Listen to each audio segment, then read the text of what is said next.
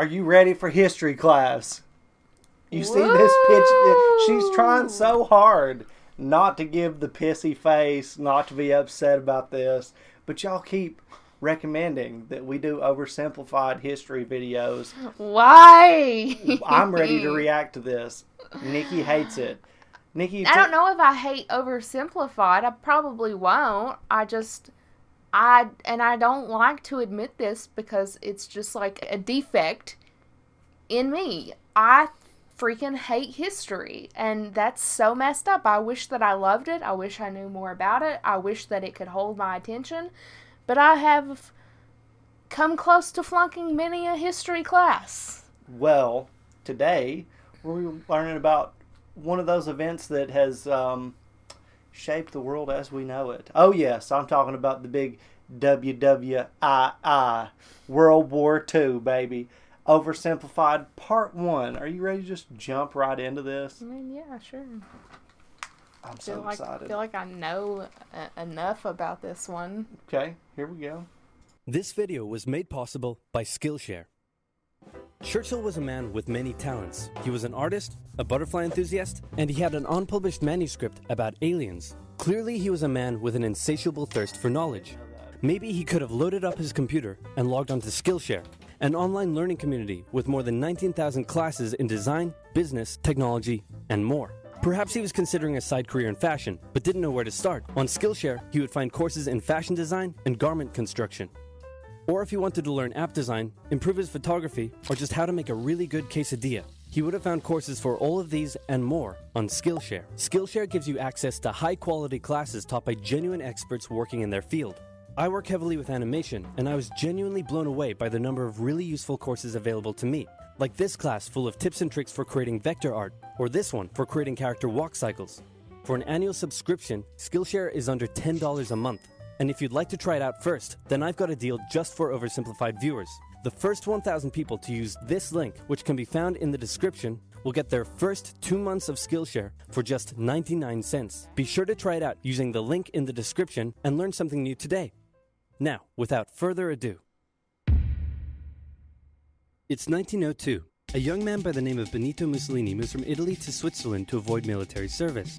He gets big into socialism, working for trade unions, writing for socialist newspapers, advocating a violent overthrow of European monarchies, the whole shebang. This gets him in a bit of trouble with the Swiss police, so he gets arrested, sent back to Italy, set free, returns to Switzerland, is arrested again, goes back to Italy again, completes his military service after previously avoiding it, and then after a brief stint as an elementary school teacher, he finally returns to work as an avid socialist. His speeches and journalistic abilities made him famous among Italian socialists. He was anti-war, so when Italy colonized Libya in 1910, he rioted and got arrested. Then World War I came along, and once again he protested Italy's involvement. But then he thought, wait a minute, this war could bring about the social climate needed to overthrow European monarchies and bring about the socialist revolution everywhere. And suddenly he was pro-war. But his fellow socialists didn't like his new pro-war stance, so they kicked him out of the party. So then he said, you know what?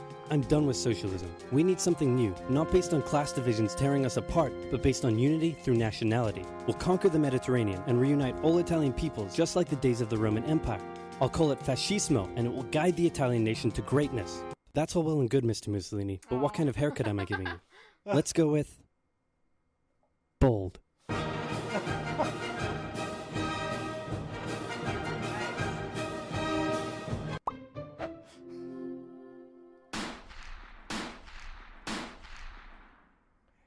Simplified.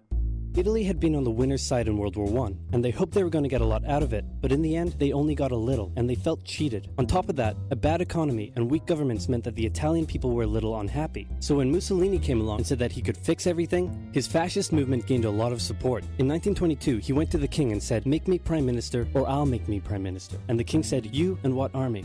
This army. Fair enough. Then he went about establishing a dictatorship with himself at its center. Europe had its first fascist dictator. Next up, Germany.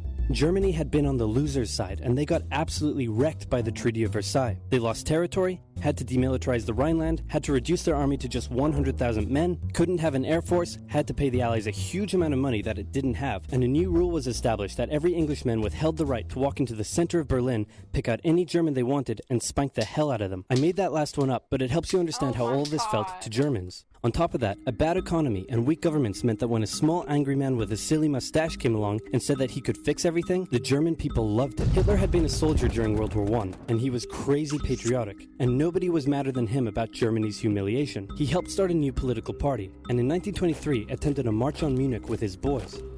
And then he got arrested. But his popularity grew, and in 1933, the president made him chancellor. He believed he was Germany's great destined savior, and he went full megalomaniac, establishing a dictatorship with himself at its center. Europe had fascist dictator number 2. Hitler and Mussolini had a lot of the same ideas, but more importantly, they had the same enemies, and they started to get along. Anyone else want to be friends? Franco? No? You good? I do. Who's that? It's Japan, and they've taken over northern China. Let's rewind a bit.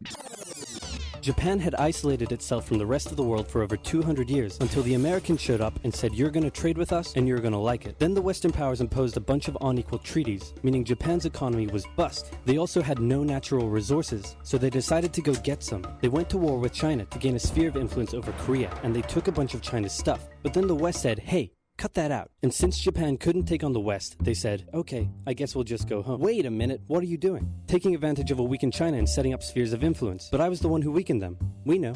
And you guys didn't let me have anything. We know. That seems unfair. We don't think so. Okay, see ya. So Japan thought, screw this, and went to war with Russia, and stunned everyone by actually winning. Then they fully annexed Korea, but they didn't stop there. In World War I, they took Germany's colonies and islands in Asia, and then in an incident that was maybe staged by the Japanese army, a bomb blew up a Japanese train in Manchuria, giving them an excuse to launch an invasion and take over. So here's the situation. Nazi Germany, Fascist Italy, and Japan all believe they're racially superior, all feel hostility towards the Allies, and all want to militarize and take over more stuff. And so they did. Let's start with Germany. Hitler hated the Treaty of Versailles, and now he was ready to begin undoing it. In complete violation of the treaty, the first Luftwaffe squadrons were set up, conscription was introduced, and he pimped up his army. The Allies did nothing. Then Hitler sent his army back into the demilitarized Rhineland, giving orders to immediately retreat if the Allies showed up. The Allies did nothing. With his military re-strengthened, he could now move on to step 2. He wanted to rapidly increase the Aryan population, and to do so, he needed Lebensraum, or in other words, he would have to take over the world. But for now, a good portion of Europe would do, and he began eyeing up his neighbors. The Allies finally started to get worried, so they implemented a fairly useless diplomatic strategy called appeasement, and it went a little something like this. Hitler would say, I want that thing, and the Allies would say, you can't have that thing. Okay, you can have that thing, but no more. I want that thing. And repeat. In 1938, Hitler's army marched into Austria and just took it, with no resistance. Boom, this is Germany now. Next, he demanded to be given the Sudetenland, an area of Czechoslovakia with many ethnic Germans. The Allies held a meeting with Hitler in Munich and said, look, we're going to give you what... Hang on, this meeting is about my territory. Shouldn't I come to the meeting too?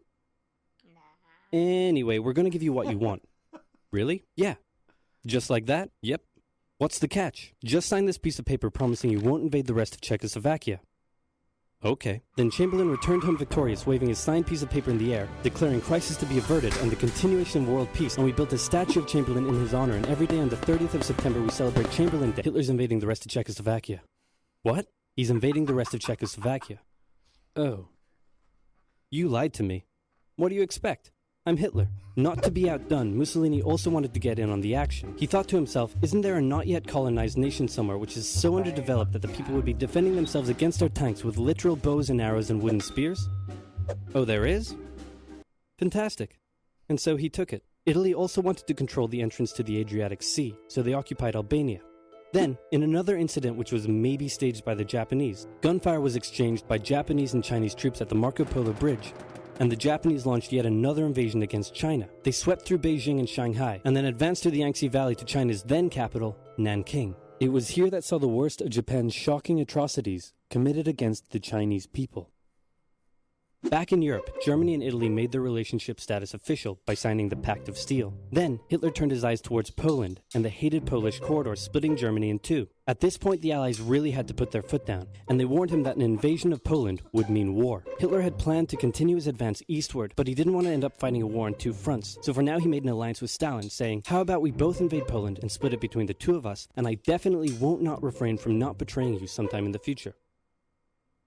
Sounds Good. This new alliance stunned the West. On the 1st of September 1939, German troops entered Poland, and Britain and France declared war on Germany. The Poles fought hard, but they were no match for the two giants crashing down on them from either side. Then came a period known as the Phony War, where everyone just sort of sat around not doing much. The French had launched a small invasion into the Saarland, but they maintained mostly defensive positions, and after a while decided to just turn around and call it a day. Speaking of France, the French were still super proud of their victory in World War I, and they hadn't really moved on from it. They still used horses, they dispatched messages by motorbike instead of using radio, orders from the commander-in-chief were usually pretty vague, and the troops were rarely inspected. They built a line of defenses along their German border, but didn't bother extending it all the way to the Channel, and they wouldn't launch artillery strikes against Germany out of fear of being retaliated against.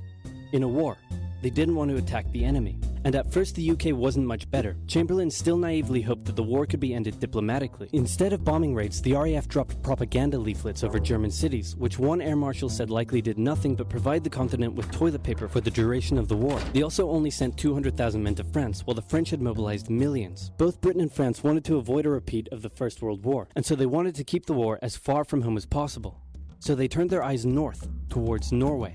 Neutral Sweden was exporting iron ore to Germany through neutral Norway, so the Allies asked them if they could please stop exporting iron ore to Germany, but this request was refused. Then, the Soviet Union attacked Finland, so the Allies said, how about we land troops in Norway and move them across Sweden to go help out your good pal Finland, and along the way maybe take control of all your armfields. But Norway and Sweden still said no. So the UK mined the waters around Norway to force any transport ships into international waters, and they also attacked a German tanker they found in the area. Hitler realized what the Allies were up to, and he quickly moved to secure his supply of iron ore. He launched an invasion through Denmark into Norway. The Allies rushed to land troops at key ports along the coast, but Germany had taken control of Norway's airfield, and their air superiority decided the fight.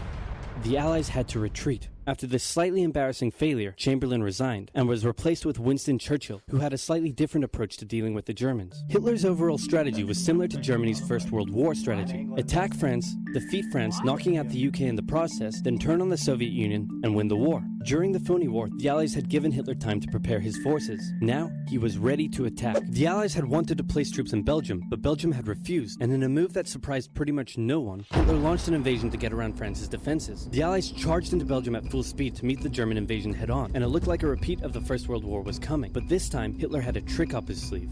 Blitzkrieg. As the Germans advanced, they sent thousands of refugees westward, slowing down the Allies. Then, to the south, the French had left the Ardennes, an area full of hills and forests, pretty underdefended because they thought it was naturally impenetrable. Well, the Germans were about to penetrate it with everything they had. They smashed 50 Wehrmacht divisions through and encircled the Allied armies at lightning speed. The best of the Allied forces were now trapped. The Germans squeezed in from all sides, taking out France's best armies and nearly wiping out the British too, but they managed to make a desperate last-minute escape at Dunkirk, with British civilian ships even making the perilous journey to bring their young men home. With most of the French forces depleted, the Germans breezed through, taking Paris, and France fell. What the Germans couldn't do in World War I, Hitler had done just like that.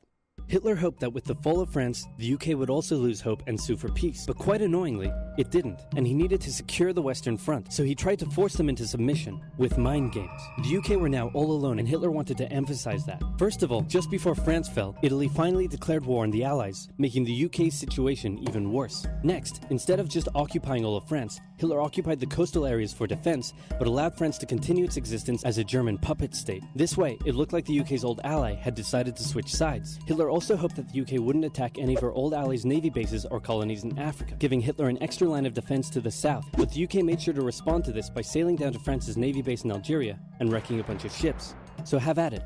Hitler then began laying down plans for an invasion of Great Britain. Before German troops could land on British soil, he would first need air and naval superiority across the Channel. Waves of German bombers came, while the completely outnumbered RAF worked bravely around the clock in an attempt to quell the German attacks. At first, the Luftwaffe targeted British ports and coastal facilities. Then it attacked RAF bases, crippling the RAF's ability to defend the nation. And it looked like Hitler's Great British invasion was coming. But then, Churchill ordered a small, pretty insignificant bombing raid over Berlin. It didn't do much damage, but Hitler was furious, and he immediately ordered the Luftwaffe to refocus its attacks on civilian targets in London. Children were sent off to the countryside away from their parents to avoid danger, and frequent trips to air raid shelters became a daily occurrence. But British morale held firm. Smiling, knitting, lounging casually, these people have balls of steel. This refocusing on London also gave the RAF breathing space to reorganize, so Hitler kind of shot himself in the foot there. Just the foot for now. Finally, the Luftwaffe sent one massive all-out attack on London, and the RAF successfully repelled it, destroying many of the German aircraft and placing air superiority firmly in British hands. Hitler's invasion had to be postponed, but the bombing of British cities continued for some time.